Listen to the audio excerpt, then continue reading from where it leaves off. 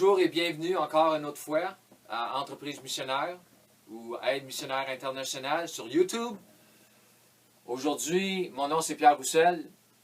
Aujourd'hui, nous enregistrons programme numéro 7. Nous sommes le 26 janvier, dimanche, le 26 janvier 2014.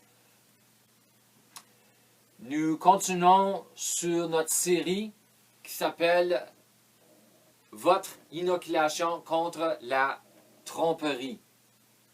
Je me suis trompé la semaine passée, j'ai utilisé le mot déception, mais nous avons fait une petite correction sur le YouTube. Alors vous allez voir cela, mais le vrai mot pour la série, l'anglais c'est deception, mais ça se dit déception, mais c'est plutôt comme le mot déçu. Mais vraiment, le vrai sens du mot ici que nous allons utiliser pour cette série, avec autres mots aussi, parce que le mot tromperie a beaucoup de synonymes, c'est le mot tromperie.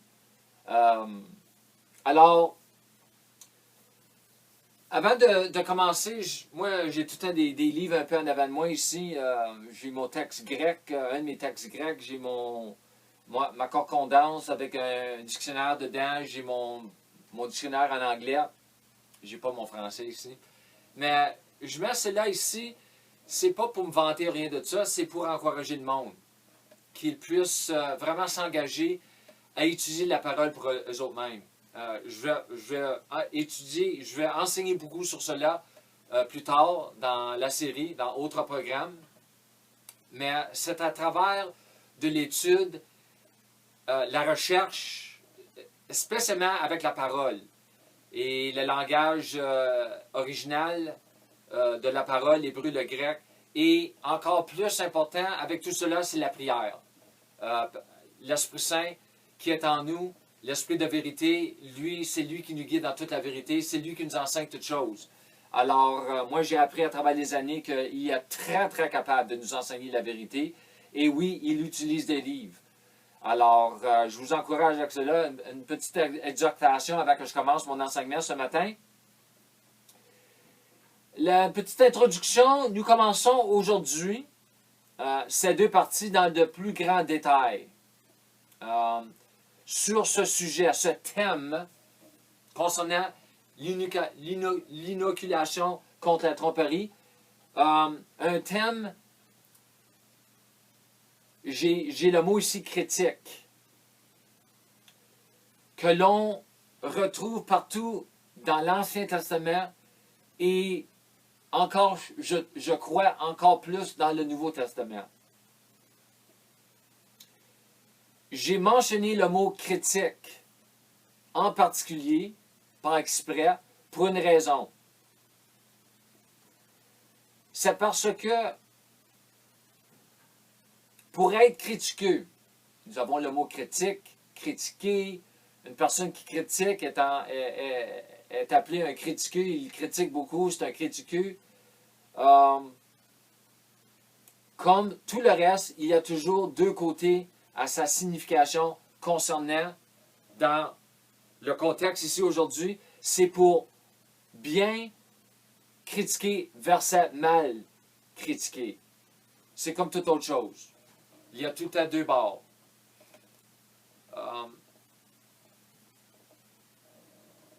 Nous avons été enseignés beaucoup, dans beaucoup de places, que c'est pas bien de critiquer. Et nous allons regarder à cela aussi un peu aujourd'hui. Comme j'ai dit, cette série ici, c'est probablement ça peut être 8-10 parties.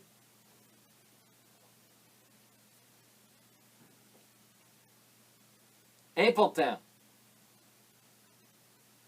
Ce qui concerne cette série appelée « Votre inoculation contre la tromperie ». Dans le titre, nous avons deux mots clés. Également dans ce titre, que nous allons examiner un peu, c'est le mot « inoculation ». Et même ce mot-là, je ne regardais pas beaucoup aujourd'hui. Ça va être plutôt dans une autre partie. Mais aussi le mot « tromperie ». Étonnement, Tout cela a à faire avec sa parole, la parole de Dieu. Tout ce que nous allons enseigner concernant notre ou votre inoculation contre la tromperie va faire entourer avec la parole, en contexte avec la parole de Dieu. La parole écrite, nous avons le logos, ça c'est le grec, ainsi que la parole vivante, la parole de vie.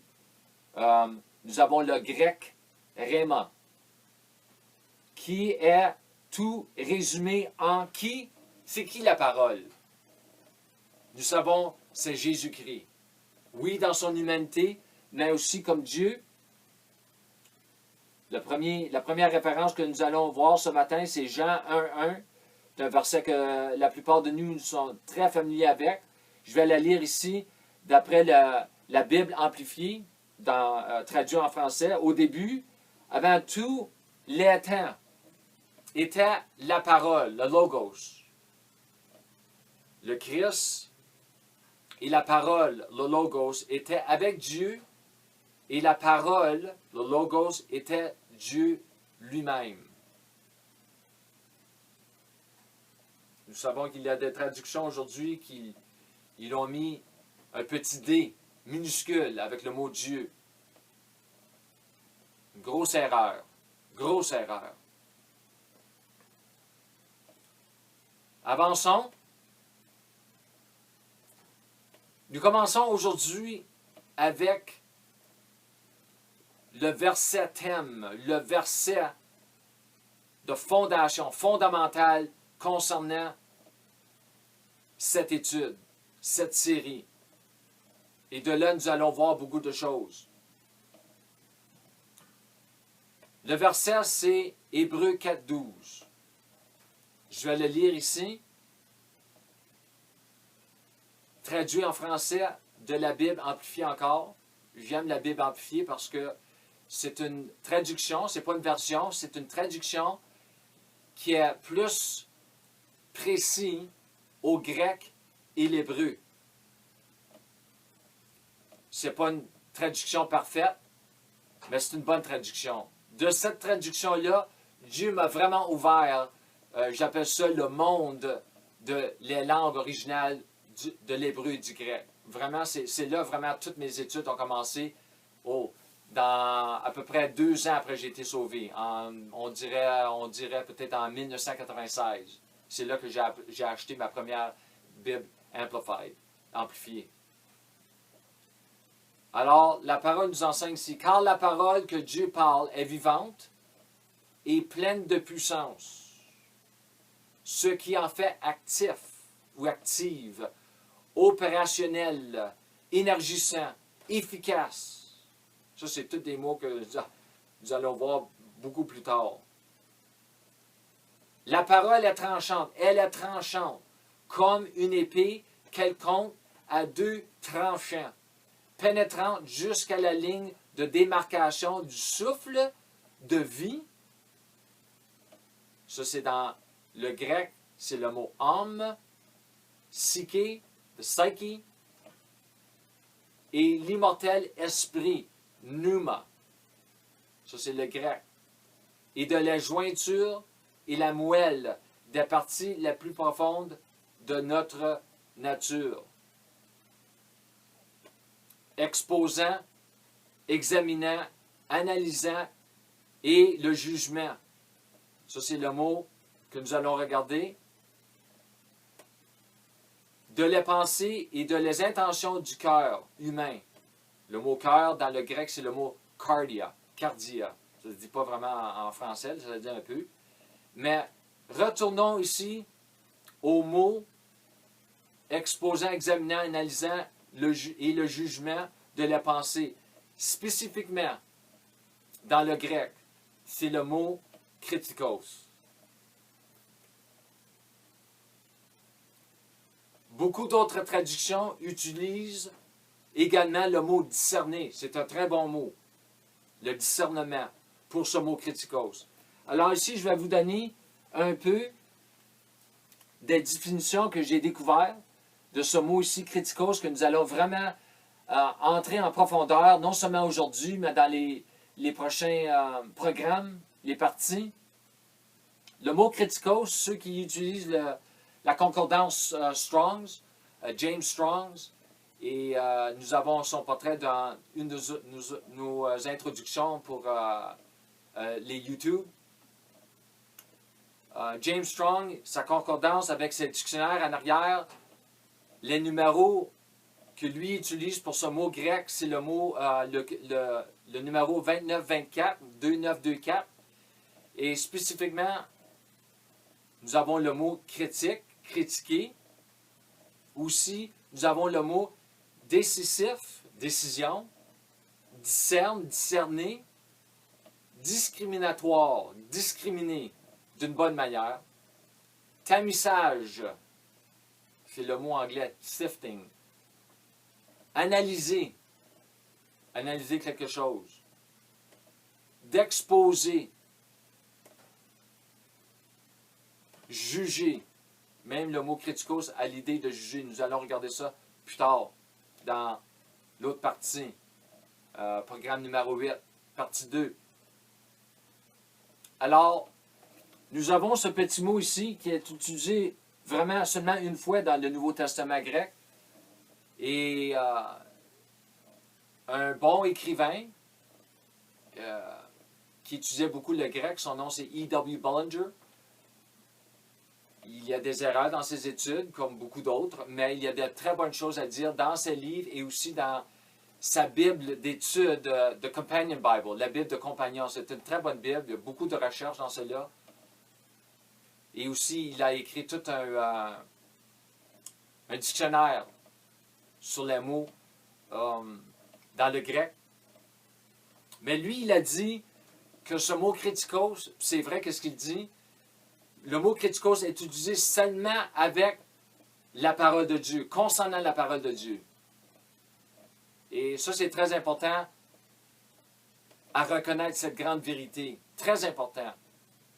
Parce que quand nous regardons la parole et qu'est-ce que Dieu dit de sa parole lui-même, et que vraiment que Dieu est la parole, Dieu ne change pas, Dieu ne dit pas de mensonge. Alors, la parole ne mensonge pas. Il n'y a pas de mensonge dans la parole.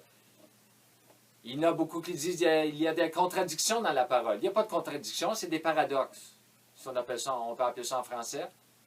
Alors, c'est ça qu'on doit reconnaître des fois. Des fois, on dirait la Bible, elle se contredit. Non, elle ne se contredit pas. Il faut regarder l'interprétation, il faut regarder le contexte. Et la personne qu'il faut vraiment s'approcher avec pour que nous comprenions sa parole, cette parole ici, la Bible, que nous appelons la Bible sainte, c'est l'Esprit Saint qui habite en nous. Alors, comme j'ai dit, beaucoup de traductions ont le mot discerner. C'est un très beau, une bonne traduction. Ici, j'ai marqué, c'est vrai, nous devons prévenir les gens à l'avance lorsqu'ils commenceront à quoi? À semer, méditer, parler, confesser sa parole, la logos, et même les rémas. Ça fait partie de notre inoculation contre la tromperie. Nous allons voir ces grands thèmes plus tard, en autre partie, dans d'autres programmes, sous cette série. Et même, il y a des séries que je vais faire sur semer la parole, méditer la parole, confesser la parole, parler la parole. Je vais faire des séries complètement à part de cette série que je fais maintenant, mais ça fait toute partie ensemble. Vous allez voir, moi, à travers les années que j'ai étudié la parole, c'est comme un tapis.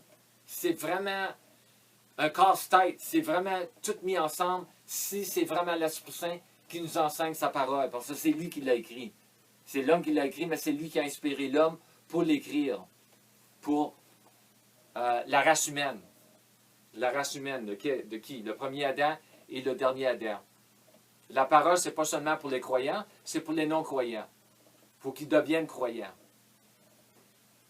Alors, nous devons prévenir les gens ceux qui se donnent à la semence, la confession, la méditation de la parole.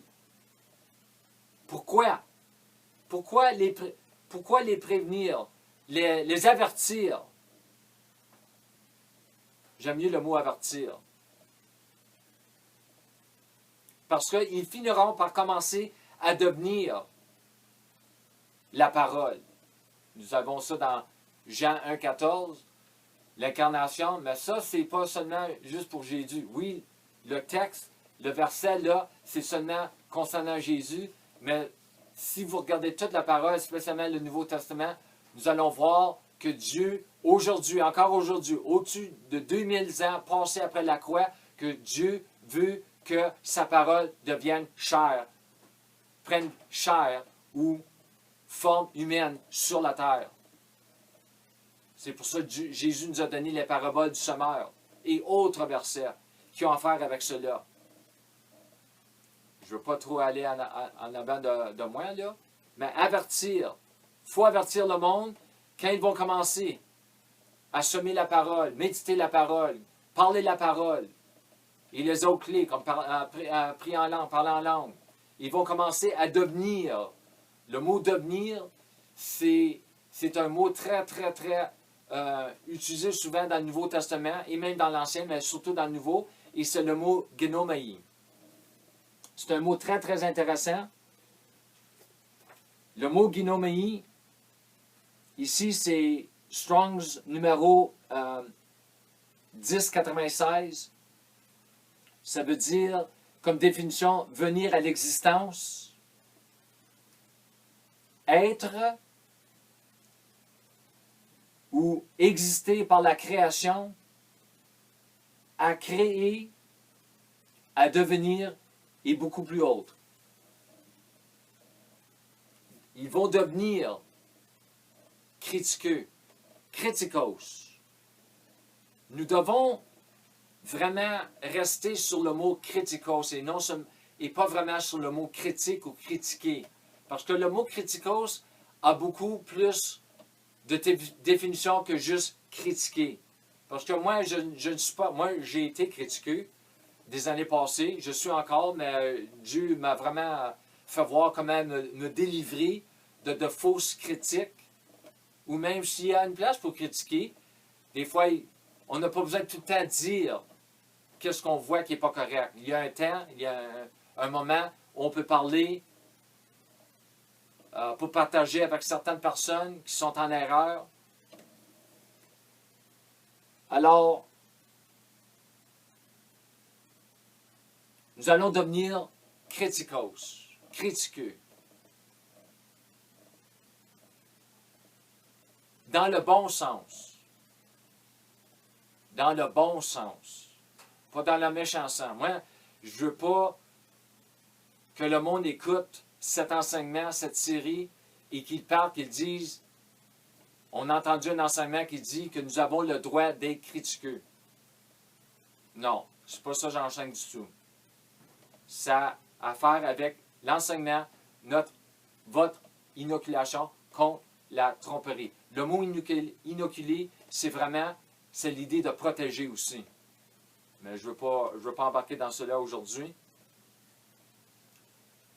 Alors, dans le bon sens, nous allons devenir critiqueux.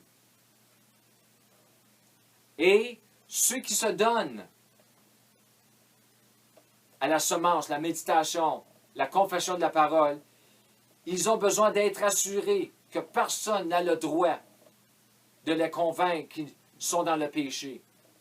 Nous avons, ici j'ai marqué ici, pour en revenir brièvement à ce petit mot prévenir ou avertir, la Bible de la Genèse à l'Apocalypse est pleine d'avertissements, de prévention.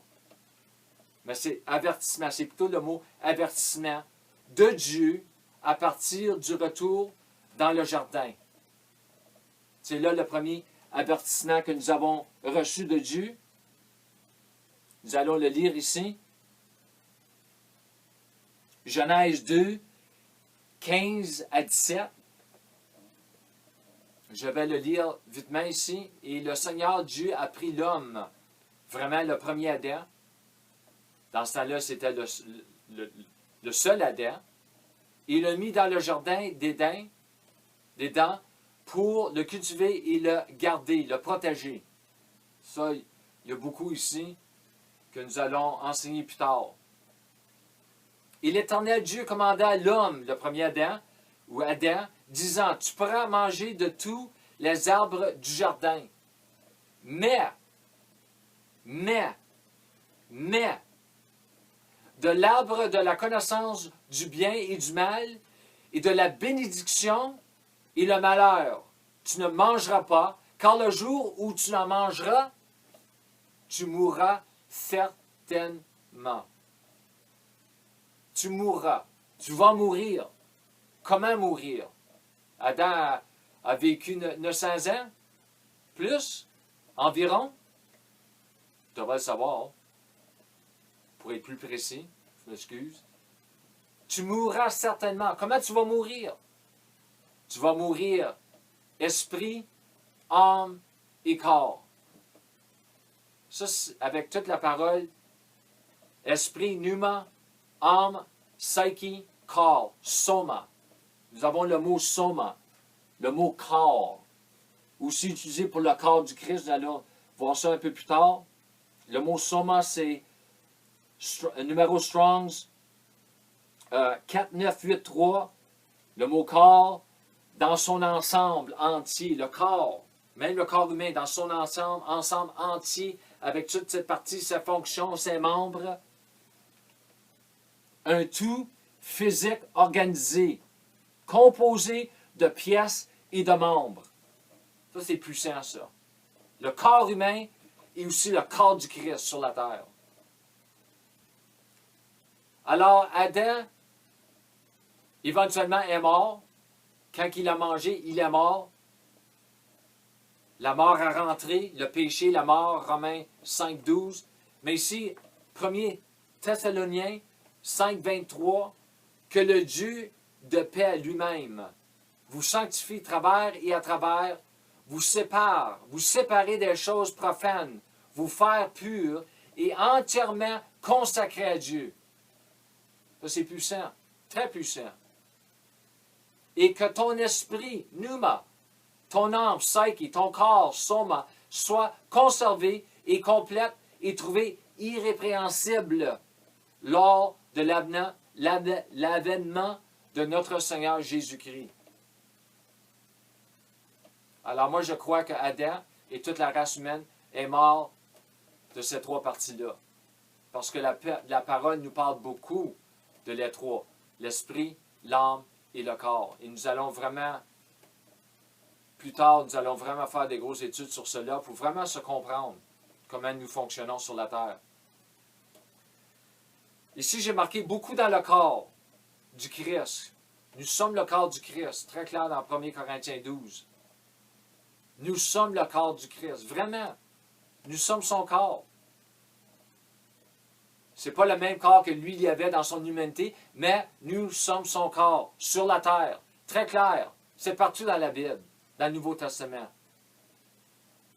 La réalité, une des grandes réalités de la nouvelle création, c'est que nous sommes le corps du Christ sur la terre et lui, il est le chef, il est la tête de son corps. L'Église, ecclesia,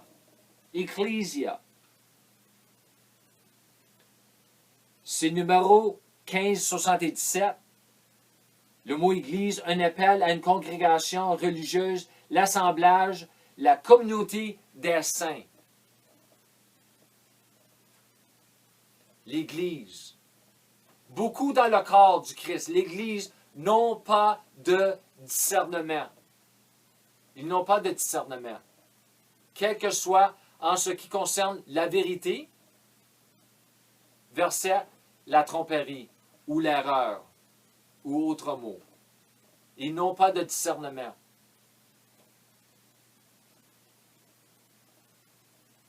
Le discernement concernant la vérité. La vérité.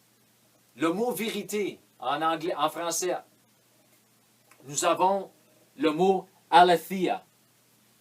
c'est numéro 225. En vérité, la réalité concernant Dieu, d'après Dieu, pas d'après le monde. Le monde a leur propre réalité, mais c'est une fausse réalité. C'est l'idée de c'est vrai, vraiment, ne cache pas, c'est pas caché, la véritable essence de la matière, d'une matière. Dans ce contexte ici, et d'après Dieu, quand il parle de la vérité, il parle de lui-même et de sa parole.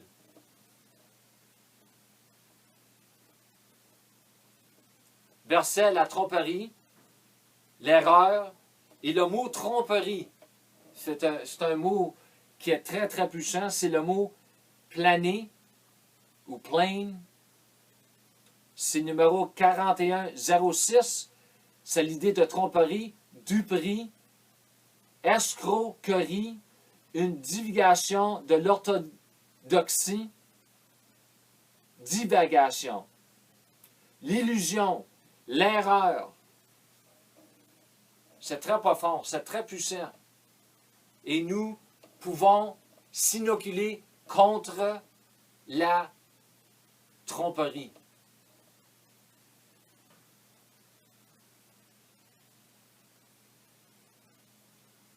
Tout simplement parce que la parole elle-même ou lui-même n'est pas en eux, dans les croyants. Et aussi, les croyants, beaucoup de croyants, ils ne sont pas en union avec la parole au sujet de leur âme. Ils ne sont pas en union avec, dans. La parole n'est pas en eux.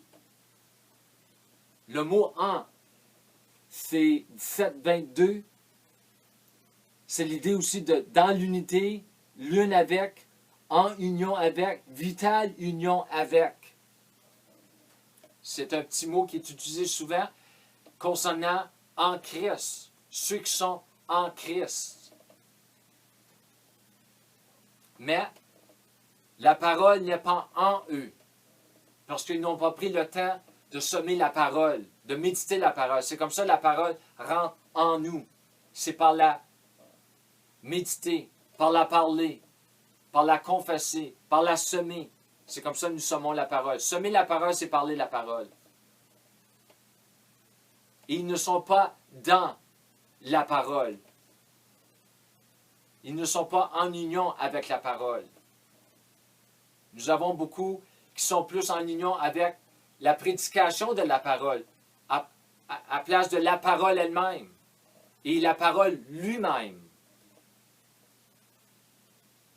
Ça cause toutes sortes de problèmes dans le corps du Christ. Ici, nous avons, j'ai marqué tout cela ici en contexte avec Jean 15, versets 4 et 7. Verset 4, demeurez en moi. Demeurez en moi. C'est qui moi? C'est Jésus, mais c'est qui Jésus? C'est la parole. Demeurez en moi égale la parole, la logos. Demeurez en moi, demeurez dans ma parole. Et je vais demeurer en vous. Vivez en moi.